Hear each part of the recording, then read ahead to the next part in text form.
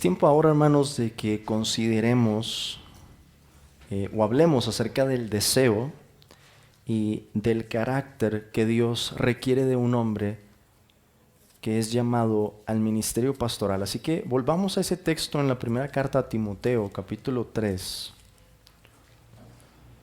Vamos a leer ahora del versículo 1 al versículo 7. Primera carta a Timoteo, capítulo 3. Y dice de la siguiente manera: palabra fiel. Si alguno anhela obispado, buena obra desea. Pero es necesario que el obispo sea irreprensible, marido de una sola mujer, sobrio, prudente, decoroso, hospedador, apto para enseñar, no dado al vino, no pendenciero, no codicioso de ganancias deshonestas, sino amable, apacible, no avaro, que gobierne bien su casa, que tenga a sus hijos en sujeción con toda honestidad. Pues el que no sabe gobernar su propia casa, ¿cómo cuidará de la iglesia de Dios? No un neófito, no sea que envaneciéndose caiga en la condenación del diablo. También es necesario que tenga buen testimonio de los de afuera, para que no caiga en descrédito y en lazo del diablo. Oremos, hermanos. Padre, te damos gracias porque tu voluntad revelada es clara. Tu voluntad revelada nos muestra tu justicia, nos habla acerca de tu carácter, Señor, y de cómo tú quieres ministros que sean santos. Padre, yo te ruego que tú obres en esta iglesia y levantes a esos hombres que sean conforme a tu corazón, y tú los uses, Señor, poderosamente para pastorear esta iglesia local. Y te ruego que en las diferentes, Señor, iglesias cristianas que tú nos permites conocer, te rogamos, Padre, que tú levantes también allí obreros. Sabemos que la mies es mucha, que hay muchas personas que no han escuchado de tu palabra y tú nos has prometido una gran cosecha. Envía, Señor, a esos labradores, a esos obreros, a tu mies, Padre. Deseamos ver a las naciones reunidas, alcanzadas ya finalmente por tu evangelio, Señor, y a una voz adorarte todos juntos, personas de todo pueblo, lengua, tribu y nación. Sabemos que eso es lo que te has propuesto. Ayúdanos, Señor, a que en las iglesias en las que estamos podamos servir, aunque sea un poquito, Señor, a esa causa.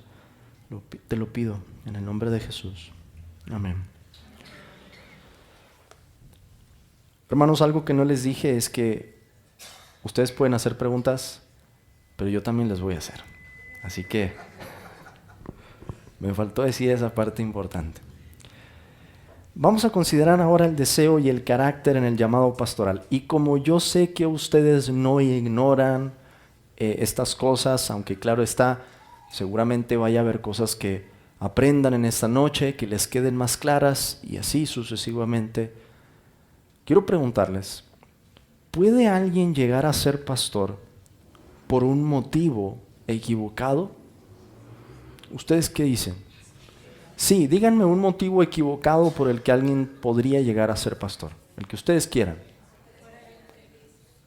A ver, alguien que pueda hablar con una voz, o levanten la mano. Una señal, ¿verdad? Un sueño.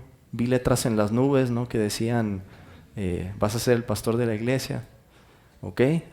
Correcto, ese es un motivo equivocado. Porque es hijo del pastor, ¿verdad? Y en esta iglesia se hereda, así dicen en algunos. O bueno, no lo dicen a lo mejor, pero eso es lo que hay en las letras pequeñas. ¿Se pone el qué, perdón? Se pone el mismo. Ok, eso es bien interesante, les voy a decir por qué. Puede ser que alguien, bueno, voy a entrar aquí en un tema, pero es parte de. Puede ser que alguien esté predicando la palabra, tenga un carácter aprobado y la iglesia diga, ese hombre es un pastor, pero no haya habido una ordenación y no haya habido una votación. Pero esa iglesia, al ver a ese hombre, a ver que habla como pastor, que vive como pastor, que se comporta como pastor, que tiene el corazón de un pastor que va a decir, pues ese hombre es un pastor, pero no hayan tenido el proceso todavía como para reconocerlo públicamente. Muchas iglesias, hermanos, cristianas están en esa situación, de diferentes denominaciones, bautistas, pentecostales, presbiterianas, iglesias de Dios. A los presbiterianos, a ellos les mandan el pastor, ellos no lo eligen, se los mandan. Y si les fue bien, gracias a Dios, ¿verdad? Y si les fue mal, pues se pone difícil. Entre los bautistas de la convención, algo no exactamente igual, pero algo similar puede ocurrir. Y muchos no han recibido una ordenación, o las iglesias en las que están no han votado por ellos. Es interesante pensar cómo deberíamos interpretar eso según la forma en la que estamos entendiendo el gobierno de la iglesia. Yo sé que ustedes hablaron o escucharon sobre el gobierno congregacional con el pastor Marco. Deberíamos ser capaces de honrar, y hablo al respecto de otras iglesias, de iglesias que están fuera. Si una iglesia reconoce a ese hermano como pastor y tiene el carácter de un pastor, deberíamos honrar la voz de la iglesia y decir, yo también lo voy a considerar un pastor. Quizás no tienen toda la estructura que ustedes quieren implementar aquí, pero la voz de la iglesia es importante en esa cuestión. Ahora, ¿qué pasa en el caso de ustedes que quieren abrazar una forma de gobierno congregacional? Bueno, si ustedes ven a un hombre entre ustedes, hay que reconocerlo públicamente. ¿Sí me explico? Sí, vamos bien hasta ese punto. ¿Por qué otro motivo equivocado? Pero puede ser, perdón, me faltó esa, que un hombre diga, yo me voy a poner en el pastorado, y empiece a enseñar, y no tenga el llamado, no tenga el carácter. ¿Qué es lo que va a pasar, hermanos? Algunas iglesias empiezan así, y algunas crecen mucho, pero llega un punto en el que empieza a haber problemas. Divisiones, ¿verdad? O ya sale el trato arbitrario que hay en el corazón, o el pastor se va un día con las ofrendas y los diezmos que se habían acumulado en la iglesia, se va, se los lleva y desaparece.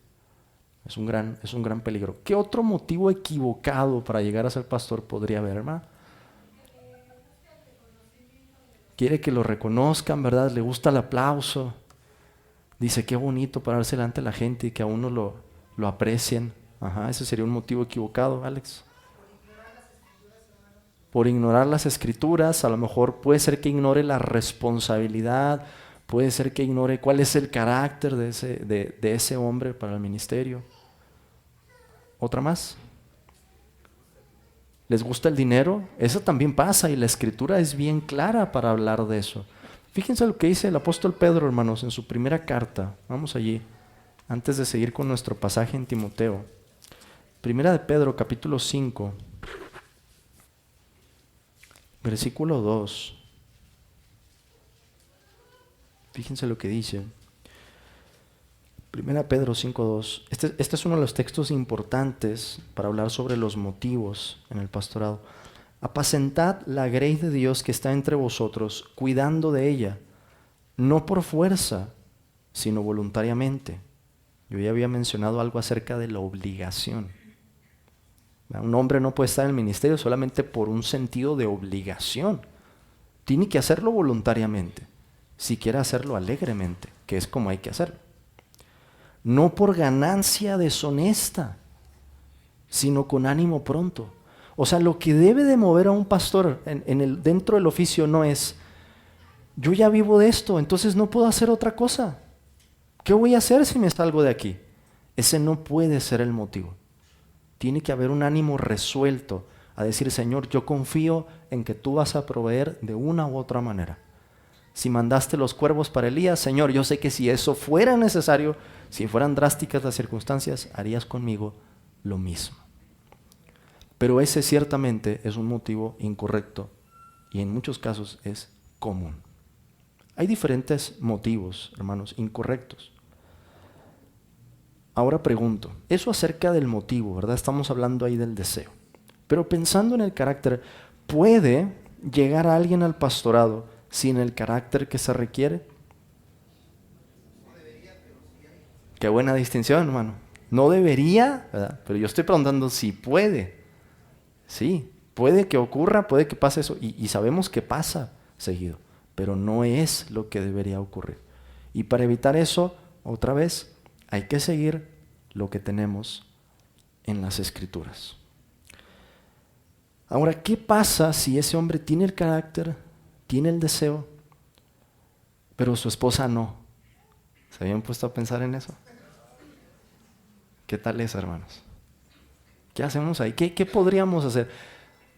Como para intentar abordar, ¿verdad?, preliminarmente esa cuestión. ¿Por qué deberíamos empezar al oír algo así? Vamos a suponer, tenemos un hombre que dice, yo deseo ser pastor. La iglesia dice, tienes el carácter para ser pastor. Es más, tienes los dones también. Pero la esposa dice, me niego rotundamente. ¿Qué sería lo primero que haríamos, hermanos? Bueno, hay que poner una oración, definitivamente. Empezamos por ahí. ¿Qué más haríamos? Hablar con la esposa. ¿Y qué vamos a hacer al hablar? Vamos a preguntar, ¿cuál es la razón o el motivo por el que tú te niegas a que tu esposo sea pastor? Y la respuesta va a ser muy reveladora. Si es por un motivo de carácter, eso inmediatamente va a encender alertas en nosotros. Porque vamos a decir, quizá hay algo que ella ve que nosotros no hemos visto en este hombre. Eso es muy importante. Quizás no es esa la razón. A lo mejor dice, sí.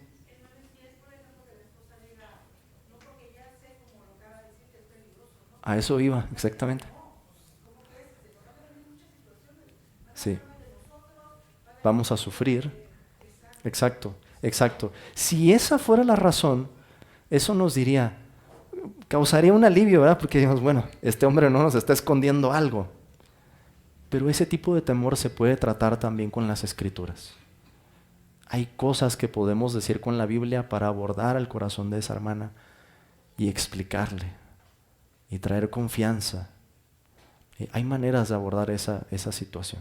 Al contrario de si saliera algo escondido dentro de su vida que ocasionaría que nosotros dejemos de considerar a esa persona. A lo mejor algún pecado escondido, ¿verdad? Algo que nadie sabe más que su esposa y es algo que descalifica a ese hombre. Pero si es un temor, se puede abordar con las Escrituras. Se puede abordar.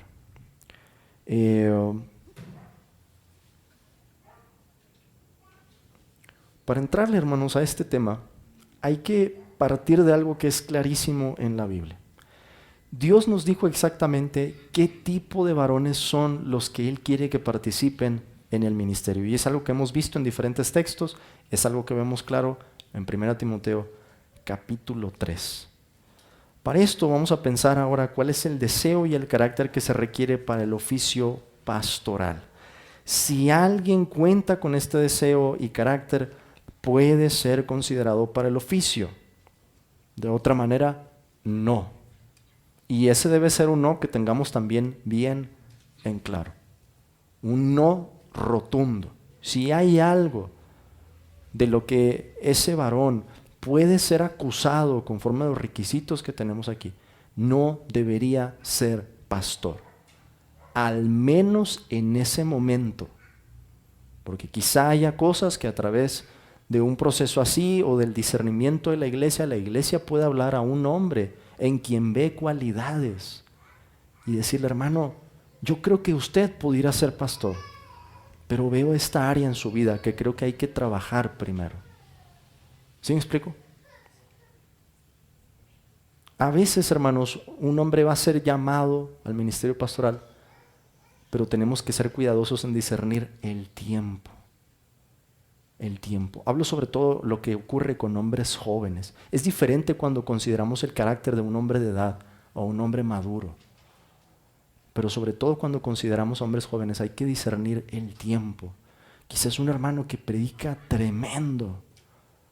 Tiene muchas cualidades, tiene un patrón en su vida que se ve que va avanzando, está creciendo. Pero hay muchas de esas cosas de ese carácter que todavía no vemos forjadas lo suficiente para resistir el ministerio pastoral. Puede ser que no sea el tiempo. Es algo que hay que discernir. Pero estos requisitos nos ayudan a hacer lo mismo, a discernirlo en cualquier caso. Lo primero que vemos en este pasaje es lo ordinario que resulta, porque encontramos aquí el retrato de un hombre, un cristiano íntegro, algo que todos nosotros, sin distinción, deberíamos de ser. ¿O a poco ustedes dirían que un cristiano no debería ser hospedador o que debería ser dado al vino o avaro? No, por supuesto que no. Pero en el caso del pastor encontramos estas características de un modo sobresaliente. No solo están presentes, se notan, se ven a leguas, se ve claramente que ese hombre vive de este modo. Yo les he dicho que en el fondo la diferencia del creyente que no es pastor con el creyente que es pastor es el llamado y los dones, porque todos deberíamos vivir con integridad. Ahora bien, vamos a pensar en este pasaje para entender mejor cuál es ese deseo y cuál es ese carácter. ¿En qué consiste en primer lugar el deseo de ser pastor? A lo que nuestra hermana apuntaba bien ahorita preguntando el llamado interno y el llamado externo. Estamos considerando lo que algunos han denominado el llamado interno, un deseo en el corazón de este hombre. Y la palabra anhela no nos habla de un deseo cualquiera o de un deseo transitorio. Este es un deseo vehemente, es un deseo fuerte y persistente de pastorear a las ovejas de Cristo con la palabra de Dios. Si alguno anhela obispado, dice Pablo, y esa palabra nos lleva a pensar en la tarea de la supervisión. Eso que estoy diciendo es bien importante, hermanos. Si un hombre dice, yo quiero ser pastor para predicar, cuidado, eso es bien importante. El pastor debe predicar, claro que debe predicar, y debe predicar como nadie más en la congregación. Pero si alguien quiere ser pastor, tiene que pensar en algo más, no es solamente predicar. Tiene que estar pensando, pastorear. En otras palabras, alguien no debería desear ser pastor por sermonear a la gente, sino por enseñarla, por guiarla, por acompañarla, por amonestarla, por consolarla, etc. Hay hombres, hermanos, que quieren el oficio pastoral porque lo que desean es predicar. No quieren otra cosa. No estarían dispuestos a hacer algo más. Aguas con eso. Es un deseo entonces vehemente y persistente ¿de qué? El que anhela obispado, de pastorear a las ovejas de Cristo con la palabra de Dios. Ese es el deseo. Ahora, ese deseo puede ser por una motivación correcta o puede ser por una motivación incorrecta. Yo les he preguntado si hay motivaciones incorrectas. Ustedes me han dicho que sí, y las hay. ¿Cómo se da la motivación incorrecta? Se puede dar con una conciencia mal instruida. A veces hay gente que cree, es que si soy pastor voy a ser más espiritual. Lo más espiritual es ser pastor. Y entonces a mí desde niño me dijeron, hijo, usted va a ser pastor. Y hay personas que crecen con esa carga pensando, es que a mí mis papás me dijeron que yo iba a ser pastor, que yo estaba dedicado desde el vientre, ¿verdad?, para ser un pastor. Imagínense la angustia que eso podría producir en una persona que no ha sido llamada al ministerio. Y pasa. Quizás una conciencia mal instruida que se deja llevar por la presión de los demás. A veces hay algunas iglesias en las que la gente está muy fría, han crecido muy poco y de repente, ¿verdad?, llega un jovencito que es un cristiano ordinario, ni siquiera tiene un carácter sobresaliente. Pero como la iglesia estaba muy fría, dice, no, este hermano habla con fuego. Hermano, tú deberías ser pastor. Y en realidad es un cristiano que no tiene las características necesarias. Y la presión, ¿verdad?, a veces puede más. Quizás con una ignorancia o deficiencia de la evaluación de los requisitos, piensa mucho acerca de sí mismo, cree que tiene muchos dones, cree que tiene muchas cualidades y en realidad no. Puede darse porque uno quiera ser reconocido. Ya veíamos que Pablo nos decía, no sea que envaneciendo se caiga en la condenación del diablo. Ese es un gran peligro. La fama, el aplauso, el querer agradar a la gente. O puede darse por ganancia o por un deseo de señorear. Es alguien que dice, a mí nadie me va a mandar, yo voy a mandar a la gente. ¿Y qué decía Pedro en su primera carta? Que ese no puede ser el motivo. Que no se trata de estar por encima de la gente, sino de ser ejemplo de la grey. Esas son entonces, hermanos, las motivaciones incorrectas. Pero ¿cómo se vería cuando se da con una motivación correcta? ¿Cómo se da esa motivación? Cuando el varón entiende la responsabilidad, entiende los deberes del pastorado, entiende los peligros de ser pastor y quiere hacer esta tarea impulsado por el amor a Dios y el amor a los hermanos. Allí podemos decir, ese es un deseo que surge de un corazón con una buena conciencia, con un buen entendimiento. Ese es, hermanos, el deseo sano para el ministerio, cuando surge por esas razones. ¿Qué nos enseña todo esto? Algunos tienen el deseo, pero no tienen el carácter. No deberían ser pastores. Repito, al menos no en ese momento. Algunos tienen el carácter, pero no el deseo. Y yo les decía, esto es algo que hay que considerar. Y es algo que como iglesia ustedes pueden hacer. Hermano, ¿pero por qué no quieres? ¿Tienes algún temor? ¿Crees que el Señor te va a abandonar en una tarea así? ¿O hay áreas en tu vida que tienes que trabajar? Sí, ok, entonces trabájalas. Porque la obra es grande. Y quizás si por tu diligencia vas a poder estar listo para servir de esa manera, tienes que hacerlo. Algunos tienen el deseo, pero todavía no están listos. Quizás más adelante van a llegar a ser pastores. Y los vemos, es algo que se ve, ¿cómo decirlo, hermanos?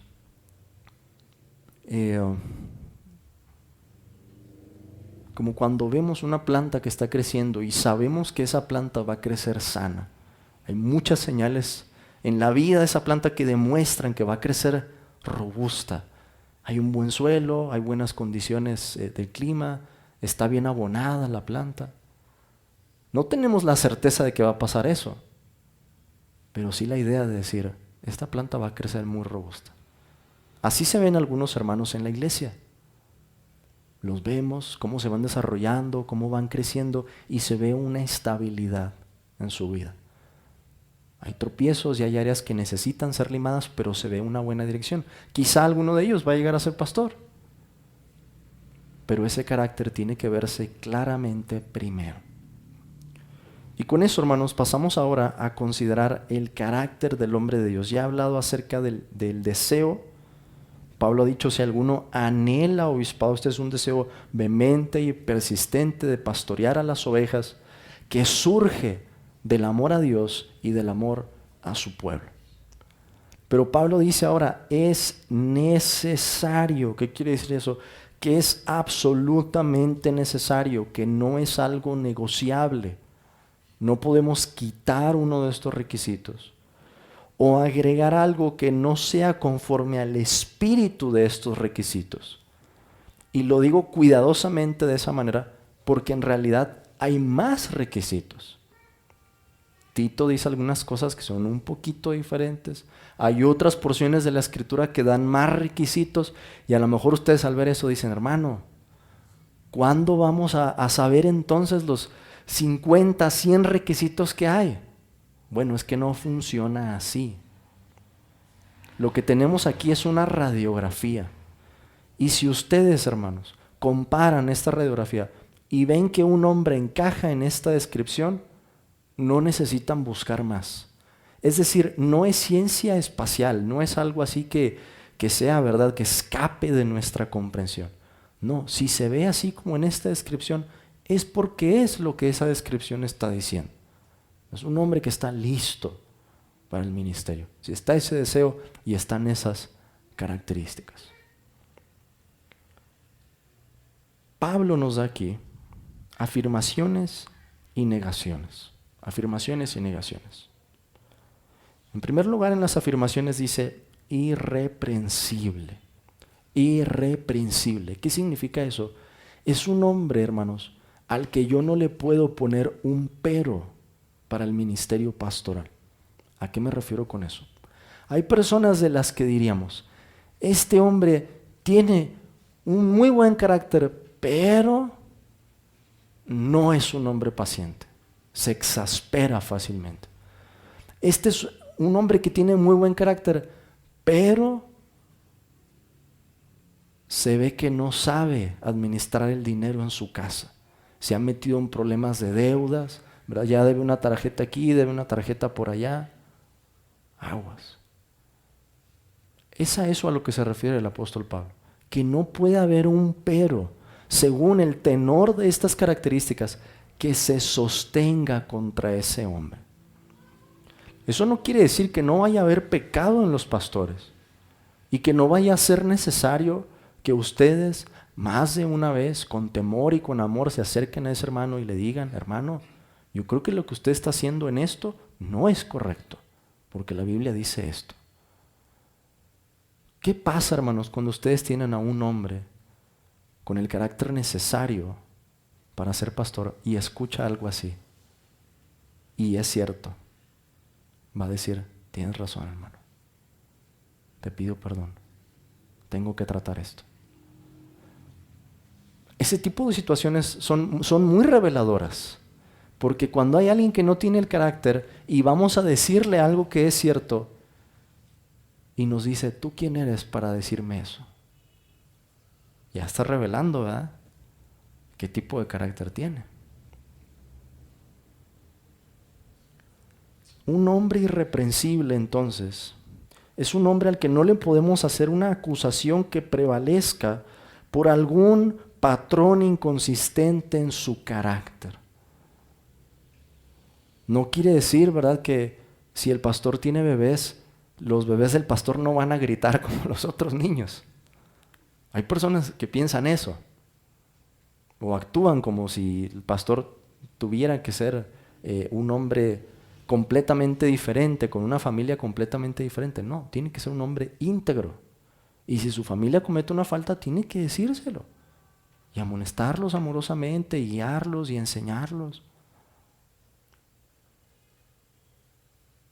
Pablo a continuación menciona varias otras afirmaciones.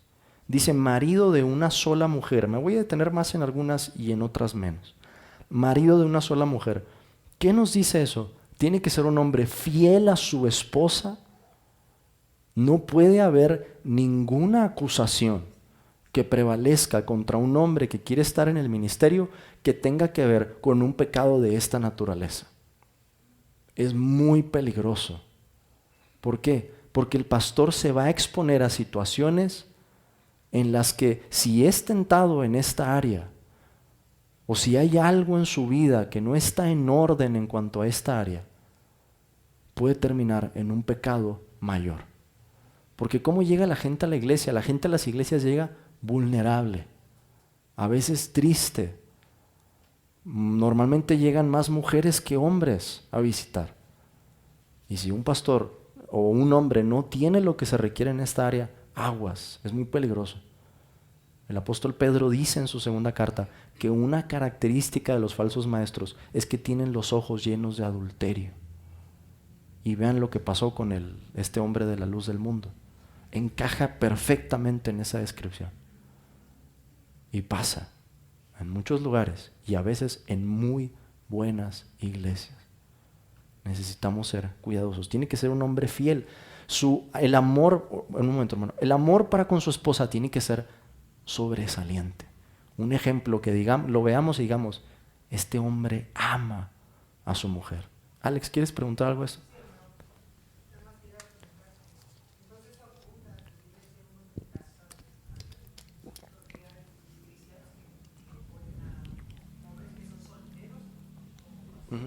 He dicho fiel y puro por una buena razón. Pablo no estaba casado, ¿verdad? Él nos dice en 1 Corintios 9 que él también tenía el derecho de tener a una hermana por mujer, pero él había renunciado a ese derecho. ¿Puede haber pastores que no sean casados? Yo creo que sí.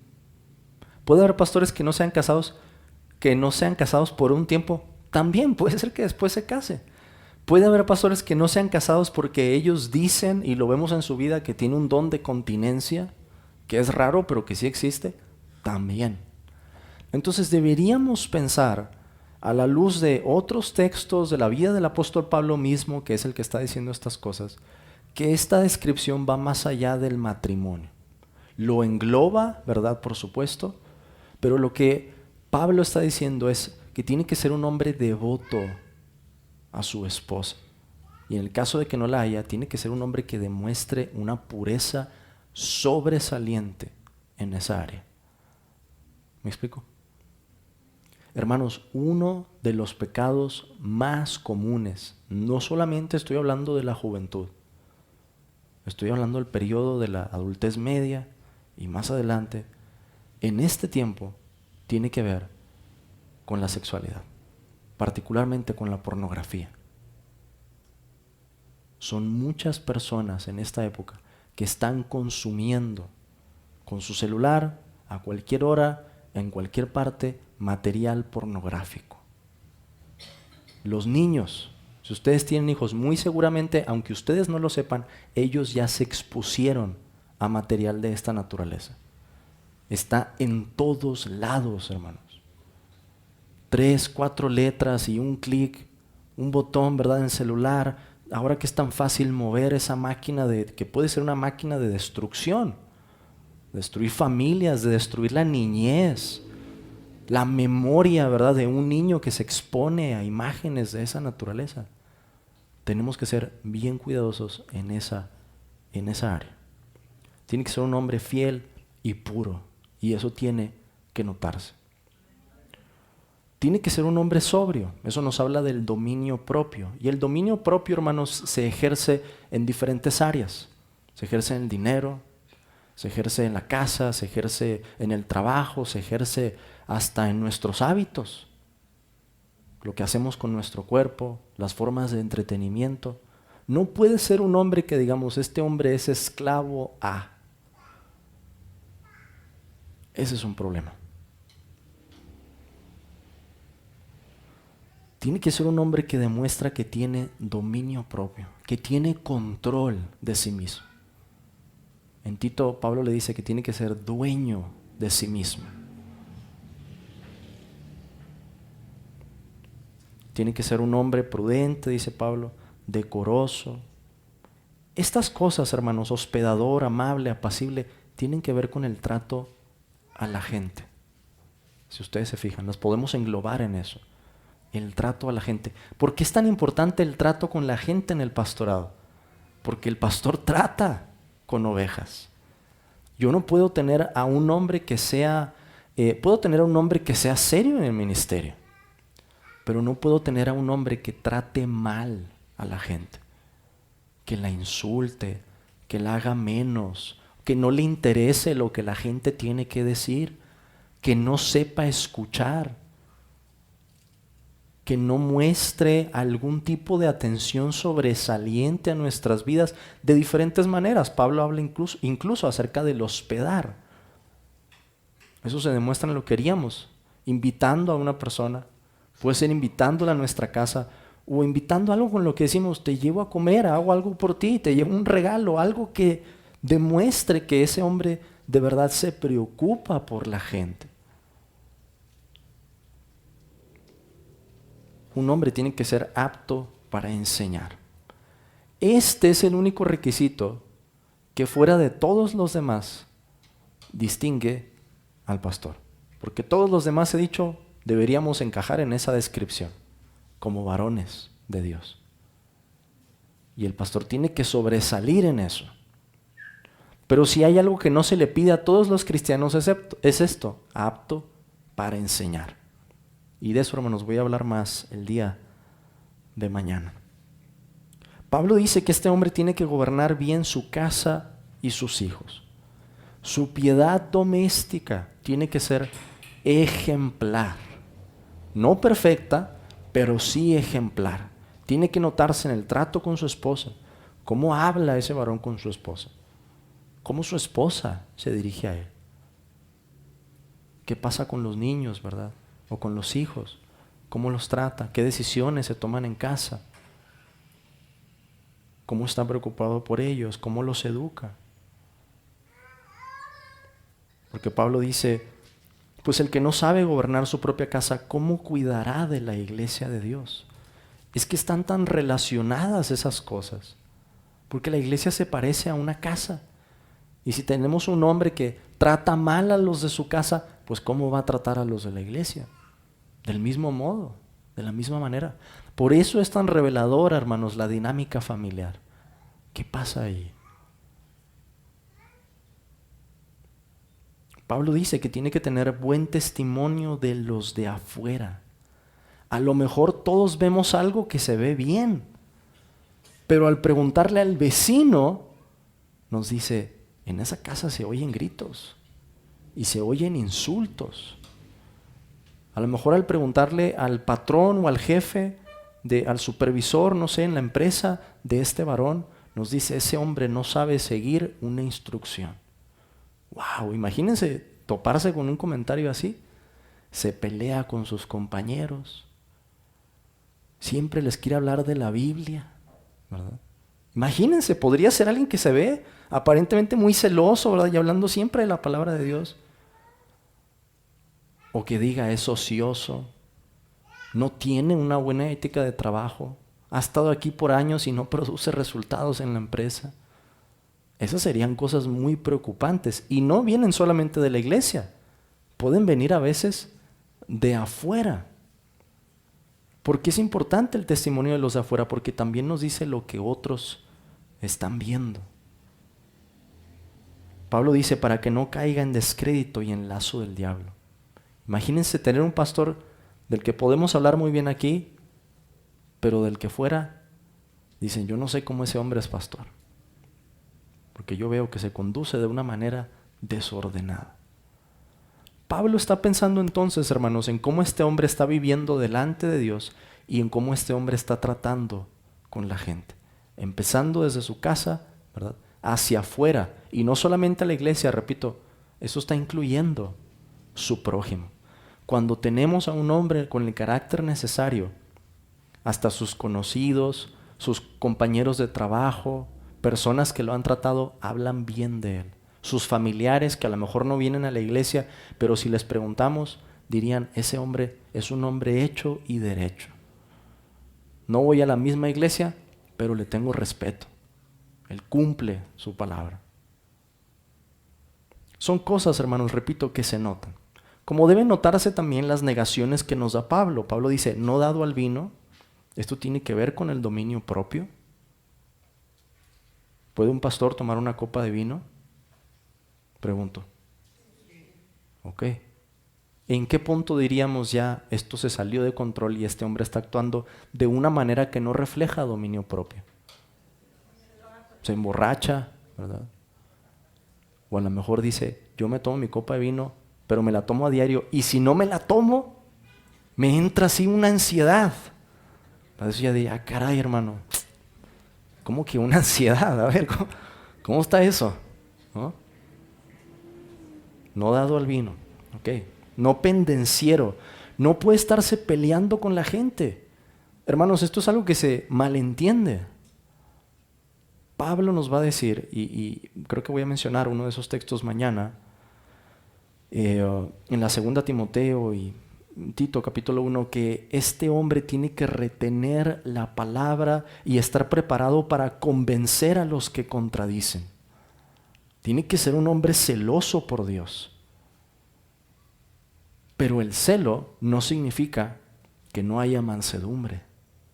Y hay hombres que son muy celosos y no tienen mansedumbre.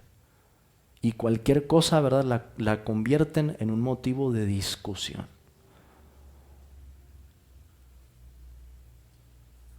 No pendenciero. Imagínense tener un pastor que desde el púlpito está creando pleitos en la iglesia. Un error común es que el pastor empieza a ventilar la vida de la gente con un deseo de venganza. Dice, a mí me hicieron, ahorita voy a decir 3, 4 comentarios con los que todos van a saber a quién me estoy refiriendo. Una cosa es decirlo desde la palabra y que le quede al saco a alguien que esté aquí. Eso es una cosa. Y eso Dios lo aplica y no podemos negarlo. Estamos sentados y decimos, ay, esa era para mí. Punto. Hay que decir amén o ouch, pero aceptarlo. Pero si tenemos a un hombre pendenciero, ¿qué va a hacer? Cuando sienta que le hayan hecho, lo va a soltar desde ahí, va a tirar golpes a la gente. Dicho metafóricamente. Digo, porque si un pastor se agarra golpes a la gente, deberíamos expulsarlo de inmediato. No codicioso de ganancias deshonestas. Esto también tiene que ver con el dominio propio. Esto tiene que ver con los motivos de los que hablamos. No puede ser por ganancia. La simonía, ¿verdad? El pecado de Simón el mago.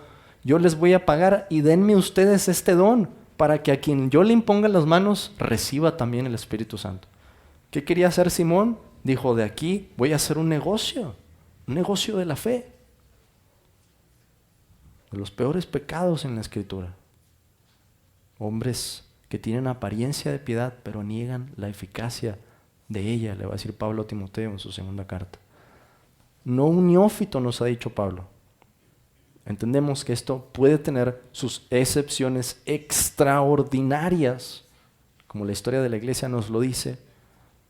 A San Agustín de Hipona lo eligió un niño. Un niño en la congregación, porque se quedaron sin pastor, murió su pastor en aquella época, y un niño en la congregación gritó, que nuestro pastor sea Agustín. Y toda la iglesia dijo, sí, es cierto, que sea Agustín. No vamos a hacer la votación hacia aquí, ¿verdad? Hay que ejercer discernimiento.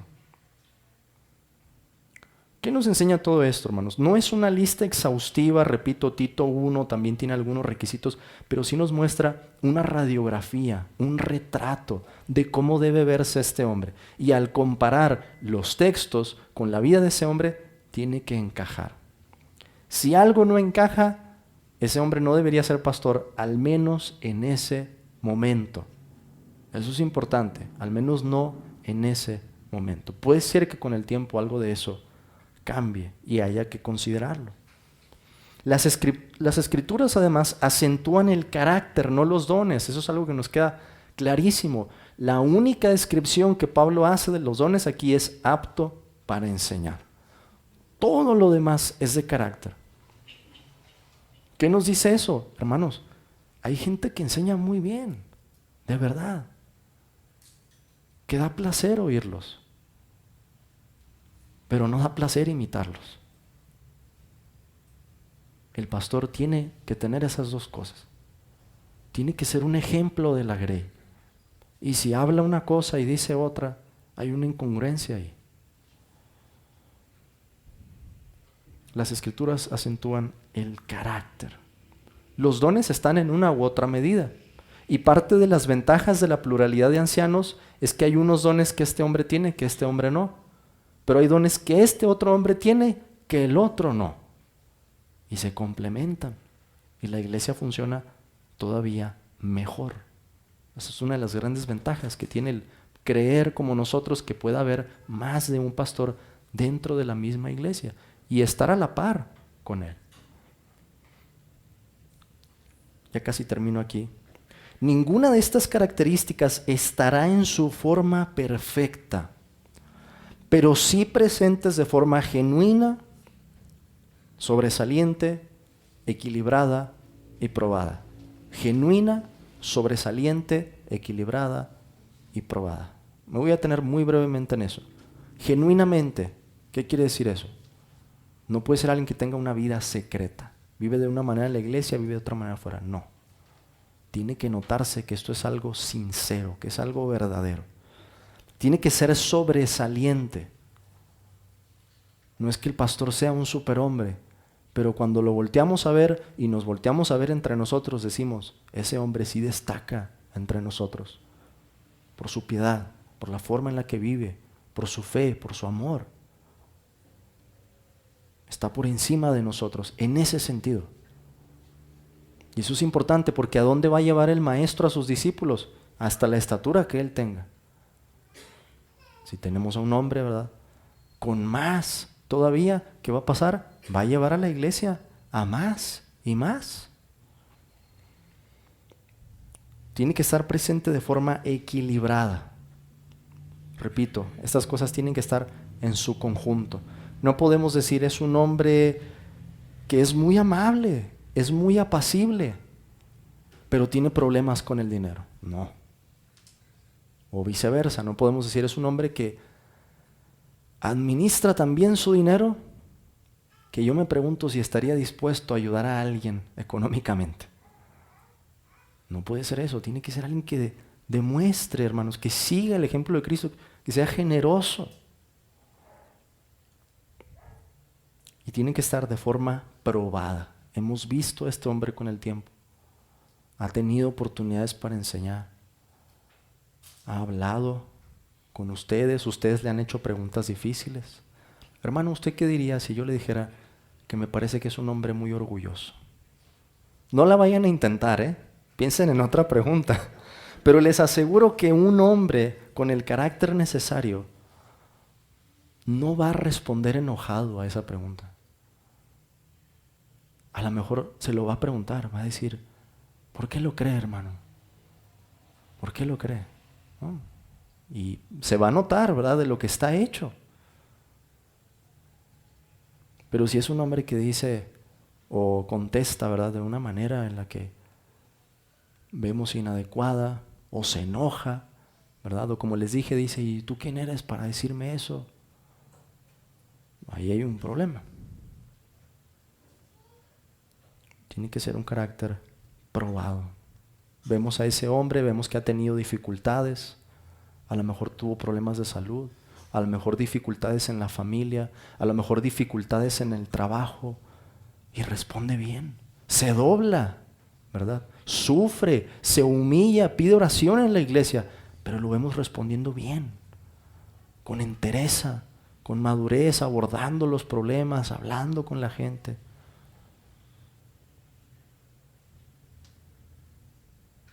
Por último, hermanos, Dios quiere que nuestra evaluación sea objetiva. Eso es algo que aprendemos de estos requisitos. Es decir, que no se base en preferencias personales. Hermano, este hombre cumple con todos los requisitos, pero no me gusta su voz. Siento así como que, no sé, el timbre de la voz, hay algo ahí que no me gusta. Hermanos, ese no puede ser un requisito.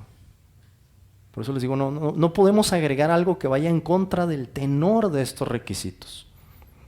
Que hay más requisitos que podríamos mencionar, sí. Mañana van a aprender ustedes algunos, cuando hablemos de los dones. Pero no que se salga del tenor de esto. Hermano, es que no me gusta cómo se viste el hermano, ¿verdad? O, no sé, hermanos, de verdad, tenemos opiniones de todo, vamos a ser honestos. De todo opinamos, de otras personas, ¿verdad? De todo. Si vamos a evaluar a un hombre para el pastorado, tiene que ser con estos requisitos, con palabras, con cosas que Dios nos haya dado aquí, y no con nuestras propias ideas de cómo debería ser un pastor.